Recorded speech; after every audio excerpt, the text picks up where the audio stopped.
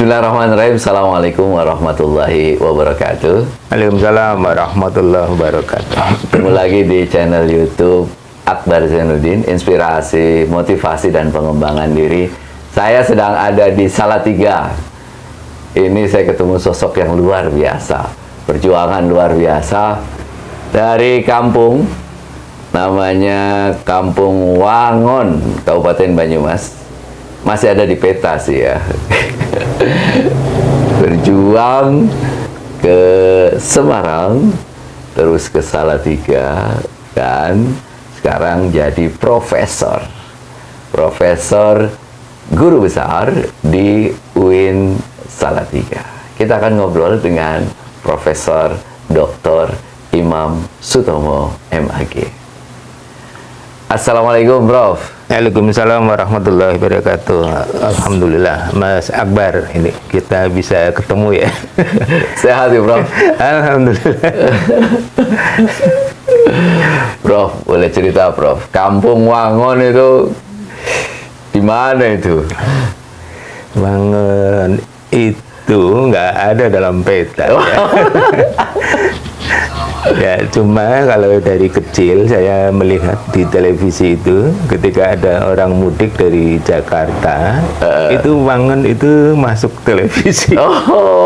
Karena itu arus untuk bis besar ya, dari Jakarta mau ke Purwokerto ya, atau ke Jogja, itu biasanya lewat Wangon. Nah, Lintas ya? aja. Lintasan ya? Ada perempatan Wangon yang bisa untuk ke Cilacap, ke Tegal, kemudian ke Bandung dan ke Purwokerto. Sehingga perempatan itu menjadi terkenal saat itu ya. Akhirnya di Wangonnya sebelah mana? Ada dulu terminal lama. Terminal lama, nah di depannya model zaman dulu kan terminal dekat pasar. Ya. Nah, saya komplek Pasar Wangon ya. Komplek di pasar ya, dekat Ya, pasar komplek ya? depan pasar. Maka ada istilah Kompas. Oh, Kompas berarti ya? Iya, Kompas itu nama koran, tapi bagi saya di sana itu komplek pasar. Oh, komplek pasar Wangon ya? Kompas itu. Rumahnya mana? Kompas ya. Oh, Kompas sih komplek pasar ya? Pasar ya. Boleh cerita, Prof, keluarga? Saya, Bapak, Ibu? Iya. Kebetulan orang tua saya itu, memang ibu saya itu ya bekerja di pasar sebagai penjual.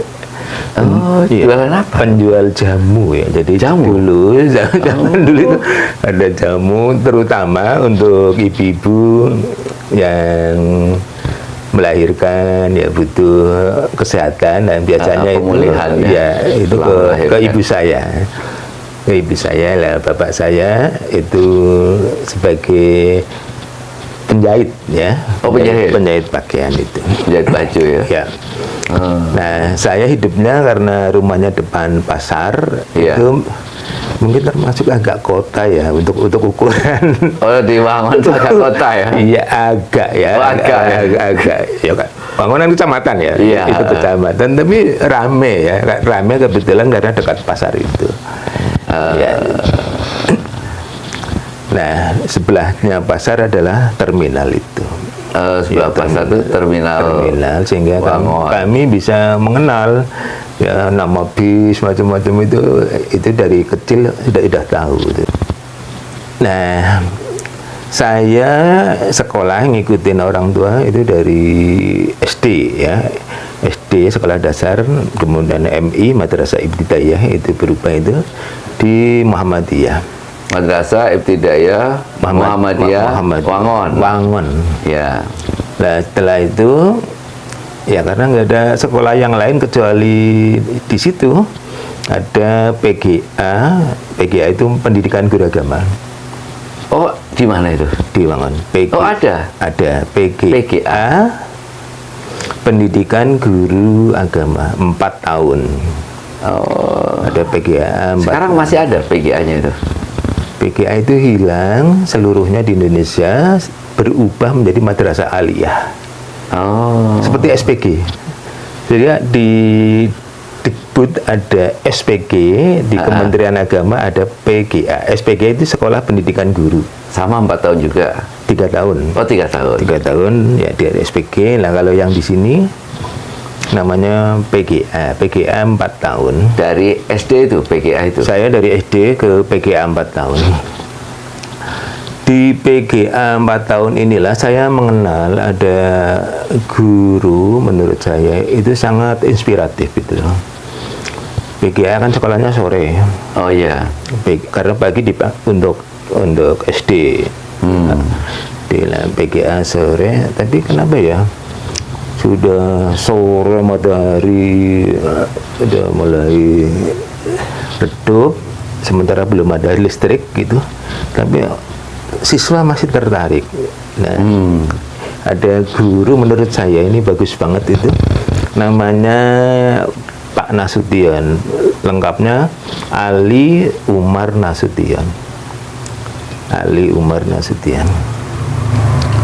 Itu kalau mengajar itu sangat inspiratif untuk siswa-siswa. Termasuk saya gitu, senang gitu. Ya, saya itu senang gitu. Nah itu, ini gimana kok mengajar kok bisa menarik gitu. Oh. Itu Pak Nasution itu, bukan orang Jawa ya, nama Nasution. Nasution. Sumatera Utara. Ya, yang kedua ada lagi yang unik gitu. Saya kan tadi ya, Wangon itu kan kampung ya, bisa disebut kampung. Itu ada guru, kalau nyebut saya itu Dokter Andes. Oh, Dokter Andes Imam Sutomo, saya nggak paham itu. Dokter Andes Imam Sutomo itu artinya apa?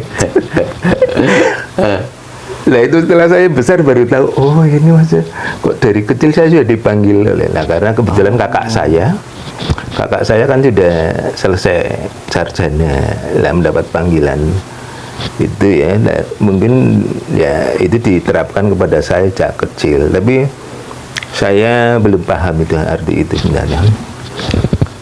Di PGA 4 tahun, alhamdulillah saya bisa selesai. Nah, kemana lagi coba? Ternyata di situ ada tambahan lagi PGA 6 tahun.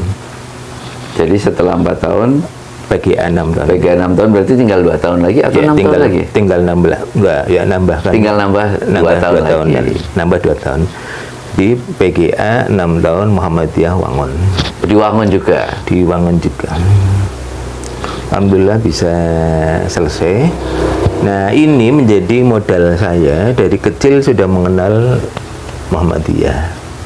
SD Muhammadiyah, PGA 4 tahun Muhammadiyah, PGA 6 tahun Muhammadiyah. Selesai 6 tahun lah, kemudian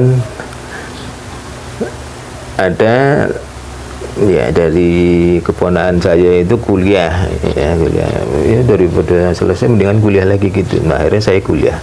Ponakan saya kuliah di Jogja, nah saya kuliah di Purwokerto. Di Purwokerto? Di Purwokerto. Di apa itu? Ya, itu zaman dulu itu termasuk jauh ya itu. Oh ya, dari Wangon ke Purwokerto. Dari Wangon ke Purwokerto itu, waduh, ya itulah pertama kali ya, misalnya mau keluar kota ya di situ itu ya kan mobil ya, bis belum banyak ya. Itulah kesempatan saya untuk bisa keluar kota itu setelah saya di perguruan tinggi. Tapi ya baru sebatas Purwokerto. Baru sebatas Purwokerto. Di perguruan tinggi apa waktu itu, Prof? Dulu ada nama IAIN Sunan Kalijaga di Purwokerto. Oh, ada kampus di Purwokerto berarti ya? Jadi IAIN Sunan Kalijaga di Purwokerto, pusatnya kan di Jogja. Iya. Nah, sejak perguruan tinggi itu, ponakan saya tadi yang lebih awal kuliah itu selalu memberi informasi tentang buku-buku. Jadi sejak perguruan tinggi itu saya memang sudah rakus dengan buku. Rakus dengan buku. Kebetulan saya ikut kakak saya itu di Purwokerto, itu koran itu langganan sampai 5 koran. Jadi sampai 5 koran itu yang bisa membaca lengkap itu kebetulan saya di rumah gitu. Saya senang sekali gitu. Jadi selama di Purwokerto itu banyak sekali informasi berkaitan dengan isu nasional dan macam-macam gitu. itu bisa saya nikmati gitu ya, karena ya lewat koran itu. Jadi saya merasa terima kasih kepada kakak saya yang di Purwokerto itu sudah memberikan lingkungan pembelajaran yang sangat baik, bahasa sekarang literasi. Ya, itu saya sudah terbentuk bukan lewat perkuliahan, tetapi lewat ya banyaknya koran yang tersedia di rumah itu. Itu memotivasi saya itu untuk ya senang membaca. Ya, senang membaca. Di mahasiswa saya sudah menulis itu. Sudah masuk koran Pelita saat itu. Jadi saya saat itu. Jadi kalau orang Jogja ya, di Yayan Sunan Kalijaga Jogja kan orang banyak sekali ya, ini ya informasi yang ya karena provinsi ya. Kalau di Purwokerto kan terbatas. Di Purwokerto yang sangat terbatas. Kemudian saya berkenalan dengan teman-teman dari Universitas Jenderal Sudirman, UNJUD. Ya, UNJUD itu. Nah, kebetulan ya karena saling singgung di organisasi itu, akhirnya ada tambah wawasan, ada kenikmatan dalam berorganisasi itu dengan dunia luar kampus Yayan ya. Ya kalau hanya kampus Yayan kan mungkin terbatas gitu. Tapi ketika bersinggungan ya dengan mahasiswa yang di luar itu menjadi tambah wawasan. Itu di Purwokerto hanya sampai sarjana muda. Berapa tahun itu kalau sarjana muda itu, Prof? Sarjana muda itu ya 3 tahun. 3 tahun ya. 3 tahun. Oh, 6 semester ya? Ya, 3 tahun. Ya. Tapi untuk saya mungkin 3,5 karena itu awal ya Menteri Pendidikan Bapak Daud Yusuf itu memindah ya dari saya lupa ingat itu. Dari Januari ke Juli. Ke Juli ya. Tahun ajaran ya. Ke Juli. Saya masih SD kelas 6 itu jadi nambah setengah tahun itu. Ada tambahan itu, maka menjadi 3,5 itu. Ya. Nah, dari keluarga nampaknya memberi kesempatan kepada saya, kakak-kakak itu kuliah lagi aja ya. Akhirnya saya kuliah di lanjutannya di Semarang supaya saya bisa lebih mudah ikut kakak itu. Jadi kakak yang di Semarang ya memberi kesempatan untuk saya agar lebih murah dari aspek pembiayaan itu. Nggak ngekos lah ya. Ya. Kakak berapa memang, Prof, itu satu keluarga itu kakak adik berapa orang? Saya nomor 9. Oh, nomor 9? Ya. Saya nomor 9. Nah, ya itulah. Jadi nomor 2, nomor 3 sudah sarjana. Jaraknya dengan saya sangat jauh ya, mungkin 15 tahun lebih gitu. Jadi saya sebenarnya bukan dengan kakak, tapi dengan bapak itu sepertinya perasaannya gitu. Karena ya saat itu mereka sudah menjadi jauh, ya, tokoh di masyarakat, sementara saya masih bocah-bocah gitu. Nah, beliau-beliau inilah yang mengilhami saya dalam satu aspek itu keilmuan ya. Kalau yang di Purwokerto itu sebenarnya ahlinya di bidang dakwah ya. Itu memang pandai kakak yang di Purwokerto itu. Jadi kalau untuk level Banyumas itu sudah paham itu nama kakak saya itu. Meneruskan ke Semarang. Pindah di Semarang. Ya. Oh ya, fakultasnya apa itu, Prof? Waktu itu berarti. Kalau di Purwokerto kan adanya hanya tarbiyah. Di Purwokerto hanya tarbiyah. Udah masuk ke sarjana ya.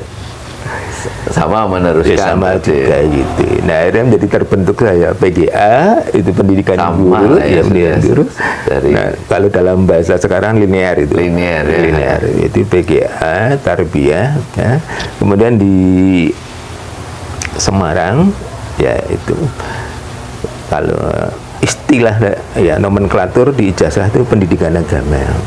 Nomenklaturnya ijazah saya itu ya fakultas tarbiyah, ya program studinya pendidikan agama. Sarjana pendidikan agama. Iya. dari Fakultas Tarbiyah IAIN Wali Songo Semarang. Oh, D3 di IAIN Jogja, Sunan Kalijaga. S1 berarti meneruskan ke IAIN Wali Songo. IAIN Wali Songo. Ya, Wali Songo. Nah, Purwokerto itu pernah berubah juga itu. Pernah berubah dari Sunan Kalijaga menjadi Wali Songo. Pernah. Oh, berarti pindah induk. Pindah induknya. Kemudian era Prof. Malik Fajar itu ada pendirian STAIN. Jadi ada IAIN, ada STAIN. Ada IAIN, ada STAIN. STAIN itu Sekolah Tinggi Agama Islam Negeri. Bagi fakultas-fakultas di daerah yang tadinya menginduk, itu diberi kesempatan mandiri, tapi namanya Sekolah Tinggi Agama Islam Negeri. Ya, dari satu sisi perpindahan konversi dari IAIN menjadi sekolah tinggi kan turun seakan-akan. IAIN institut menjadi sekolah tinggi kan turun. Tapi dari aspek yang lain itu ada kemandirian karena mengatur, memanage sendiri. Keuangan macam-macam, mengatur mahasiswa itu sendiri. Maka lebih bebas, meskipun namanya sekolah tinggi itu lebih bebas. Nah, Purwokerto pernah menjadi IAIN Wali Songo, juga pernah Sekolah Tinggi Agama Islam Negeri. Saya selesai di Semarang, kemudian ada kesempatan untuk menjadi dosen honorarium itu di Salatiga. Nah, Salatiga saat itu namanya IAIN Wali Songo di Salatiga. Masih IAIN Wali Songo berarti ya? IAIN Wali Songo di Salatiga. Oh, oke. IAIN Wali Songo di Salatiga. Kemudian saya bisa mengajar, kemudian didefinitifkan sebagai dosen. Nah, inilah awal karir saya menjadi dosen. Berarti setelah sarjana itu langsung menjadi dosen berarti? Tidak. Oh, tidak? Tidak. Jadi di Semarang kan saya karyawan, kuliah sambil bekerja. Karyawan gimana itu? IAIN Wali Songo. Oh, karyawan di kampus? Di kampus ya. Oh, jadi karyawan dulu jadi ya? Karyawan dulu. Ada kesempatan, ini peluang saya untuk bisa menjadi karyawan di situ. Ya, artinya berpenghasilan ya. Jadi saya kuliah tapi sudah dapat. Oh, sudah dapat kuliah uang. sambil langsung kerja di situ. Iya. Zaman dulu memungkinkan, banyak sekali itu teman-teman gitu. Nah, setelah selesai, saya punya keuntungan. Jadi renik-renik yang berkaitan dengan kekaryawanan itu saya jadi paham.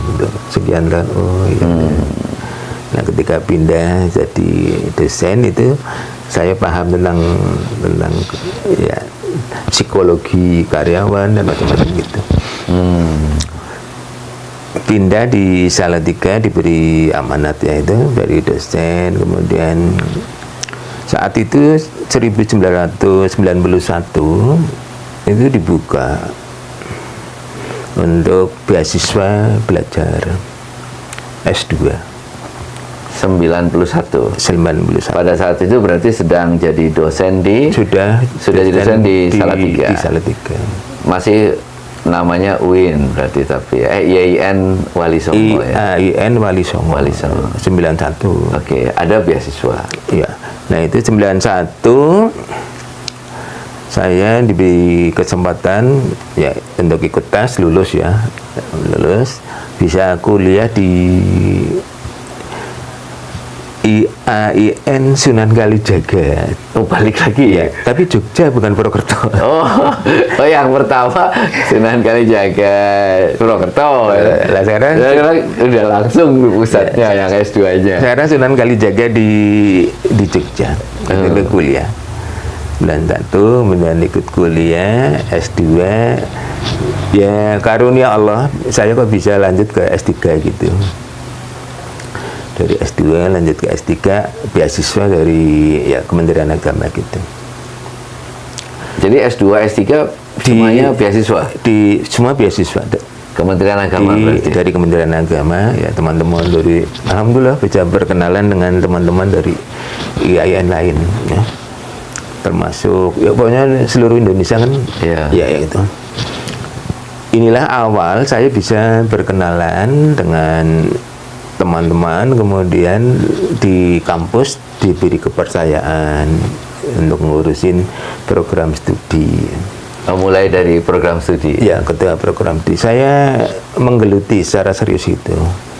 91, 97 itu ya, 97 kan ada perubahan tadi dari IAIN, Prof. Malik Fajar mengubah fakultas daerah menjadi sekolah tinggi. Jadi tadinya IAIN Wali Songo di Salatiga. Ya.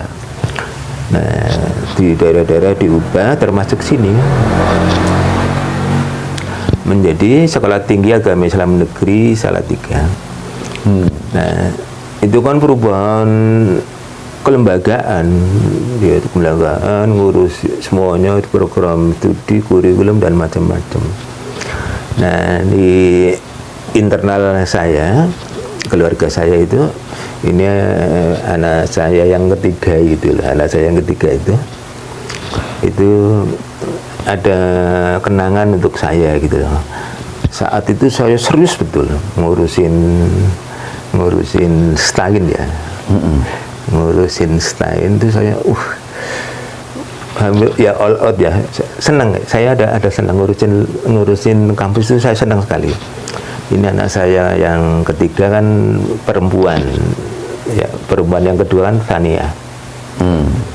Perempuan kedua dalam bahasa Arab Thania itu ya, Thania itu. Nah, tapi karena ini saya lagi ngurusin stain, nah Thania itu saya balik ya, jadi TS-nya saya ubah jadi ST.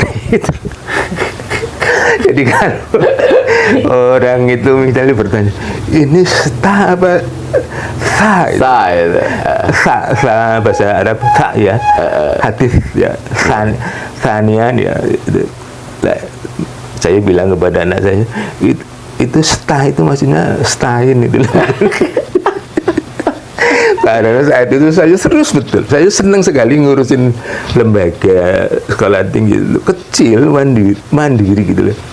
Ya itulah ada kena. Jadi kalau sekarang itu bekasnya pada saya, kalau ada nama kok agak aneh, itu saya berpikir pada diri saya sendiri, mungkin ada makna gitu khusus ya. Lah iya, kalau secara umum kan Thania itu pakai ya TS ya, TS. Lah anak saya tak berinya bukan TS tapi ST. Nah itu karena saya ada makna gitu. Stain, tapi yang kedua juga mana Thania itu. Nah, perkembangan cintanya ya. Iya, saya benar-benar saya senang. Saya bekerja di lembaga stain itu senang sekali. Jadi banyak teman, terus ya alhamdulillah. Jadi kecintaan bekerja saya itu tumbuh gitu dari ya sejak di Semarang, senang saya. Itu senang suka itu. Sampai di program studi ya, atas dasar kepercayaan naik ya ketua jurusan tarbiyah, kajur ketua jurusan tarbiyah, naik lagi ada ini pembantu ketua bidang akademik. Saya nggak kesulitan, pembantu ketua bidang akademik. Kalau sekarang wadek 1, wakil dekan ya. Kalau dulu kan masih pembantu ketua. Nah di bidang itu saya nggak kesulitan karena memang dari prodi program itu saya sudah biasa ngurusin kurikulum gitu lah. Nggak ada kesulitan, yang diberi amanat siap itu. Dari pembantu ketua itu kan periodenya 4 tahun, prodi 4 tahun, kajur 4 tahun, kemudian pembantu ketua 4 tahun. Setelah buket 1, pembantu ketua itu ada lagi periode berikutnya pilihan ketua sekolah tinggi. Nah, ketua sekolah tinggi ya amanat aja dari teman-teman Pak Tomo gitu. Ya saya siap, alhamdulillah ya, siap itu. Dipercaya 1 periode 4 tahun itu selesai 2006 sampai 2010.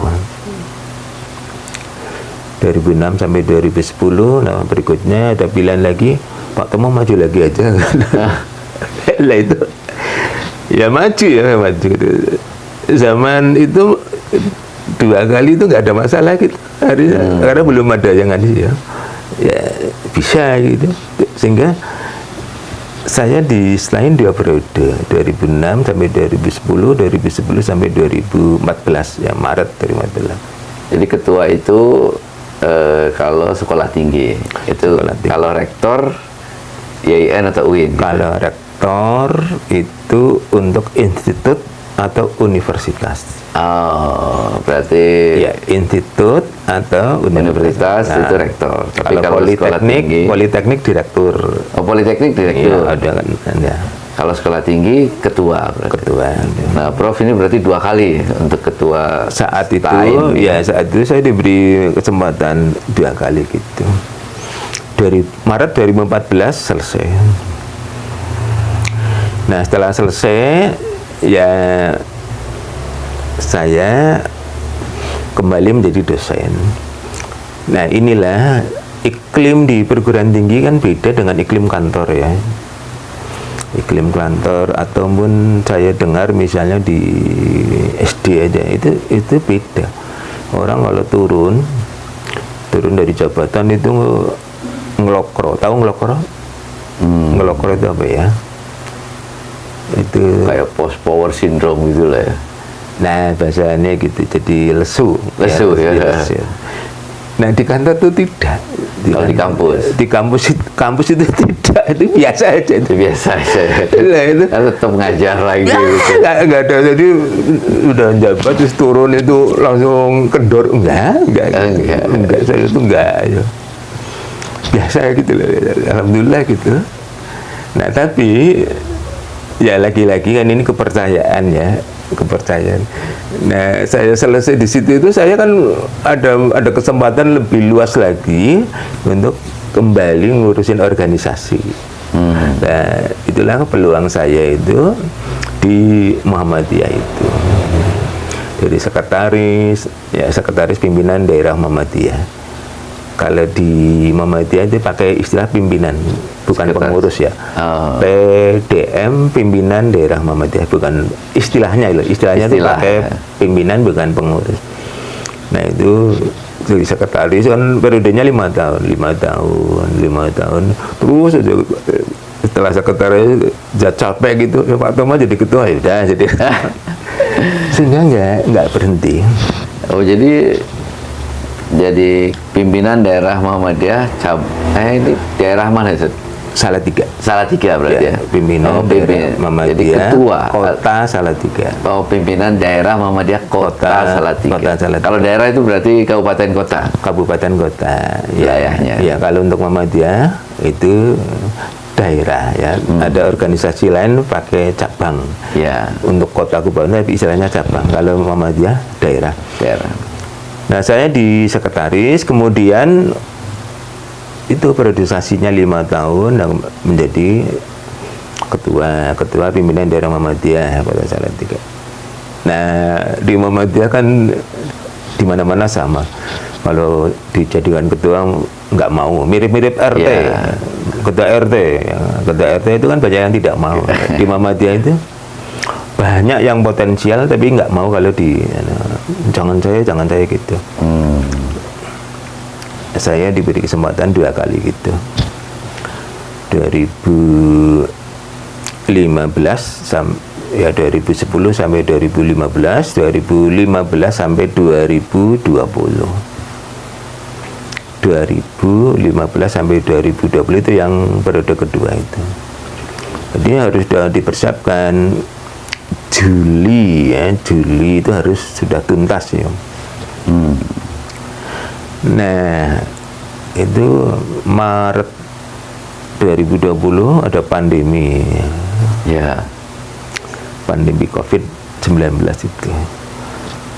itu dari pimpinan pusat diundur. Mau tamarnya bukan Juli tapi bulan Desember.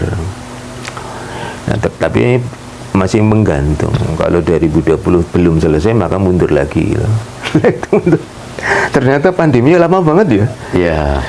Pandeminya lama. 2-3 tahun. Nah itu 2 tahun itu, dari Maret 2020 sampai 2020. Maka kepemimpinan saya di Muhammadiyah itu bukan 10 tahun 2 periode tapi menjadi 12 tahun. Karena diundur. Iya, tambah 2 tahun. Sampai yang terakhir November 2022 Muktamar 48 di Solo. Itu terakhir itu. Nah, udahlah ini sudah 12 tahun. Sudah 12 tahun ngurusin Muhammadiyah, saya udah ini harus sesuai prosedur sebagai ADART ya. Anggaran dasar dan anggaran rumah tangga udah harus ganti.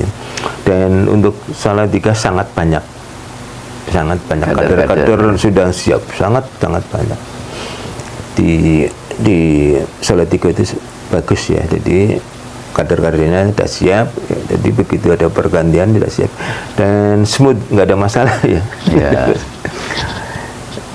Ya cuma nggak tahu kenapa kemarin itu udah selesai, saya diminta lagi untuk jadi penasehat. Ya udahlah.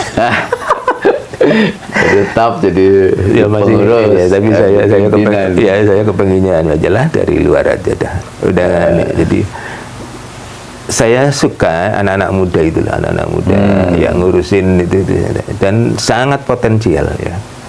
Sangat potensial di pemerintah kota, sangat mendukung. Jadi bagus banget di Salatiga itu pemerintah kota mendukung tentang ormas-ormas yang ormas-ormas supaya bisa hidup dan masyarakatnya kondusif ya. Alhamdulillah Muhammadiyah Salatiga itu hanya 4 kecamatan ya. Hanya 4 kecamatan, berarti 4 PCM pimpinan cabang Muhammadiyah hanya. Tapi dari kota yang kecil ini yang saya kagum pada guru-guru itu bagus. Ada kepala sekolah itu bisa menjadi guru ya level nasional. Iya, guru berprestasi level nasional. Guru berprestasi. Dari Muhammadiyah sini. Dari Muhammadiyah. Tapi memang hebat, diakui gitu, diakui bagus itu. Nah, saya ini Salatiga yang kota kecil itu yang tadinya senangnya studi banding. Studi banding kemana-mana, sekarang malah banyak yang mengunjungi gantian itu karena memang bagus, jadi bukan sekedarannya. Ada yang menarik ya, saya itu ketika ngurusin Muhammadiyah di Salatiga itu, saya pernah berkunjung di Mataram, Lombok. Mataram lah. Di Mataram itu di bandara kan lama itu biasanya itu nunggunya ada. Ya. Duduk-duduk itu. Lah itu ada anak-anak kecil tuh, rombongan anak kecil. Rombongan anak kecil itu. Ini nih dari mana ini anak-anak sekolah dasar seperti itu. Nah, saya tanya, Anda dari mana ini? Saya dari Jawa Timur. Terus ke Mataram rekreasi. Itu mengilhami saya itu. Ini saya ingin ini anak-anak saya sekolah dasar Muhammadiyah Salatiga harus bisa naik pesawat. Harus bisa naik pesawat. Saya sampaikan kepada sekolah ya, protes dari orang tua itu. Orang tuanya aja belum pernah, anaknya aja belum pernah. Tapi dari sekolah bagus itu ya, ditularkan itu. Dan itulah yang mengilhami banyak sekarang ini, banyak sekolahnya. Itu sebenarnya dari Salatiga itu. Itu agak aneh nih, memang aneh. Jadi kalau namanya studi banding ya, field study gitu. Dari sini, dari Salatiga, Semarang ke Jakarta, itu naik pesawat. Pulangnya naik kereta. Coba itu nggak pernah dirasakan oleh orang tua zaman dulu ketika anak SD. Betul. Iya, nah ini kemudian menyebar menjadi banyak sekali yang model seperti itu. Memang cara menanamkan kepada anak didik itu di situ, yaitu dengan cara dari awal. Saya kan tidak terpikir sama sekali di perguruan tinggi itu bisa ke luar negeri macam-macam. Paspor aja nggak kenal ya. Anak SD itu sudah tahu paspor. Iya. Anak SD lo gurunya aja belum lah. Dari anak SD sudah mengenal. Akhirnya ada yang ke Malaysia, ke Singapura. Itu kan sebuah kebanggaan bagi anak-anak itu. Jadi proses penanaman kepada anak-anak itu dari awal sudah tumbuh. Nah, waktu zaman saya hampir enggak zamannya belum ada seperti itu. Kalau guru besar itu kapan, Prof? Saya setelah selesai ya saya harus konsentrasi untuk menjadi dosen murni mengajar. Murni mengajar. Anak-anak muda, dosen-dosen muda itu cepat sekali ngurusin itu, saya lambat ya. Saya itu lambat. Nah, terakhir itu 2021 saya harus ngurusin itu ya. Saya nggak tahu sebelumnya itu saya belum ada mood ya. Pokoknya relax tapi ketika ada, nah ini nanti saya habis umurnya gitu ya. Nah, saya baru itu. Sebelumnya enggak ya tahu anak muda sudah guru besar, saya belum itu. 2021 saya ngurusin, alhamdulillah Mei 2022 turun SK guru besar. Nah, karena modelnya kan tidak hanya satu ketika pengukuhan. Nah, era saya itu malah 6 sekaligus. 6 sekaligus itu. Nah, 6 guru besar itu saya pada bulan Februari 2023 dikukuhkan. Tapi sebenarnya SK-nya saya sudah sejak dari Mei 2022 itu sudah turun SK. Itulah saya ada kesempatan ya, karir akademik saya di perguruan tinggi alhamdulillah ya. Ini bisa saya raih. Dukungan teman-teman, dukungan keluarga yang jelas. Jadi keluarga itu sangat mendukung untuk karir saya gitu. Sampai berapa tahun berarti kalau guru besar itu nanti di perguruan tinggi itu? Saya kalau guru besar dari umur pensiunnya?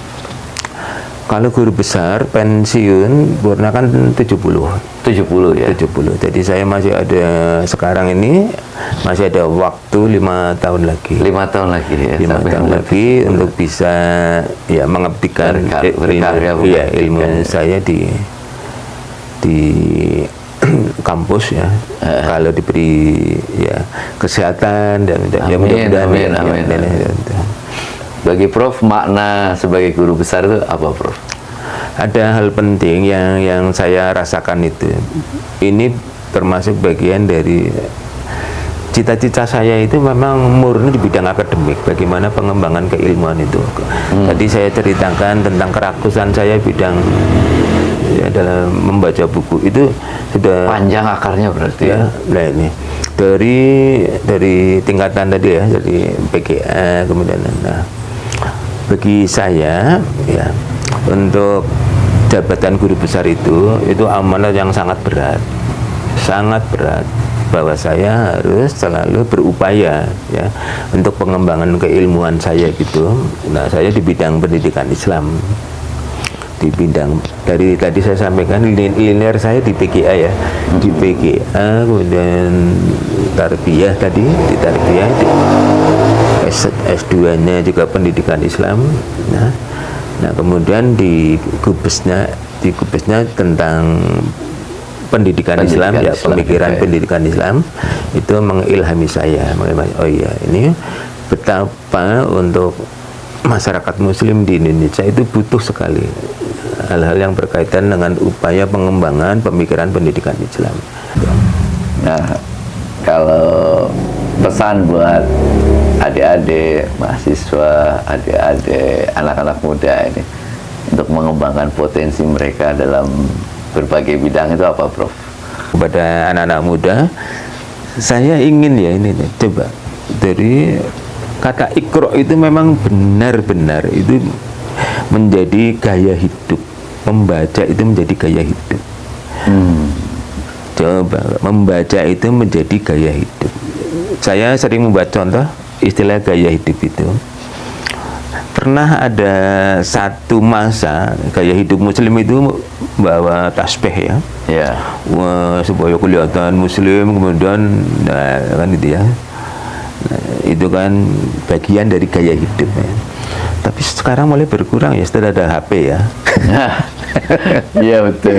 Setelah ada HP gitu. Nah, makna saya di sini bahwa itu membaca itu sebagai gaya hidup. Membaca sehingga dalam kondisi apapun kita senang membaca. Nah, bahasa sekarang literasi itu. Nah, Quran sudah lebih awal ya daripada kita dengan kata-kata wahyu pertama. Iqra itu.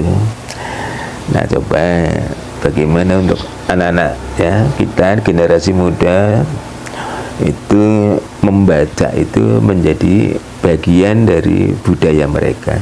Waktu saya kuliah awal, Daud Yusuf itu kan yang paling dibenci oleh mahasiswa ya. Istilah KKN dulu lah. Itu kan dibenci, tidak disukai. Ya, tapi saya suka dengan Daud Yusuf dalam konteks satu. Ketika mewajibkan setiap mahasiswa dalam satu semester membaca sedikitnya 2000 halaman, itu membekas sekali dalam itu. Saya terkenang 2000 halaman, coba kira-kira gimana ini ya? Bagus sekali ya. Untuk sekarang itu 2000 halaman itu Masya Allah. nah, padahal dulu waktu ya menginformasikan seperti itu kan buku sulit. Iya. Nah, sekarang kalau buku ya e-book sudah sangat banyak, tapi apa benar bisa ada peluang untuk membaca gitu? Mungkin lebih senang membaca WA daripada membaca itu problem. Jadi perbanyak membaca luar biasa. Saya berharap betul yang sederhana aja lah, banyak membaca itu membuka wawasan Anda. Nah, itulah yang saya kenang dari guru saya, itu memang membacanya itu kuat, membaca gitu. Nah, kemudian saya memang saya pikir-pikir berarti Al-Quran hebat banget itu. Iya. Pertama kali kata Iqra. Tapi kok kita nggak tergerak ya ketika kata Iqra ya. Tergeraknya pas literasi. Literasi itu ada seminar literasi hukum, literasi ekonomi, Masya Allah. Nah, kalau disebut Iqra itu belum ada, padahal itu menggerakkan. Iya, hebat menurut saya, sangat hebat. Iqra.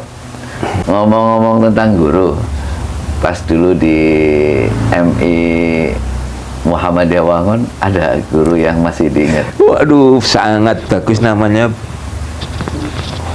Pak Mufrodi ya, Mufrodi. Kenal? Ya, Pak Mufrodi. Itu guru yang sangat komunikatif, betul. Sangat komunikatif. Sangat komunikatif. Nah, ada juga guru-guru yang saya kenang, tapi kalau yang satu ini beda ya, yang satu ini Pak Mufrod itu bagus banget.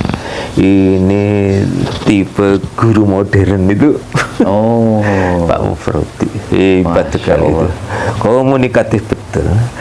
Dia itu bisa menghidupkan suasana. Bukan mengajar ya, mengajar itu biasa. Tapi kalau beliau itu sangat pinter ya, jadi sangat pinter bahasa sekarang ngulik-ulik ya, membuka hati pikiran dari siswa. Jadi itu Pak Mufrodi yang ya menurut saya sangat bagus, mendalam ya. bagus. Itu dikesan itu kalau guru kita. Nah, maka untuk periode sekarang itu kan ya itu ya harus akrab dengan siswa. Itu kan bagian itu ya. Itu Pak Mufrodi almarhum itu termasuk itu. Masya Allah. Barakallah. Ini Prof. Terima kasih ya. Alhamdulillah. Ini obrolan yang luar biasa. Dari kampung yang ada di Wangon, perjuangan menjadi profesor. Mudah-mudahan menginspirasi teman-teman sekalian untuk bagaimana terus berjuang di bidang masing-masing. Tadi pesannya luar biasa, Iqra, membaca kita membuka wawasan sehingga wawasan kita lebih luas lagi, lebih dalam lagi. Terima kasih, sehat selalu Prof. Ya, alhamdulillah, terima kasih. Ketemu lagi teman-teman di video-video selanjutnya. Salam manjada wajada. Assalamualaikum warahmatullahi wabarakatuh. Waalaikumsalam warahmatullahi wabarakatuh.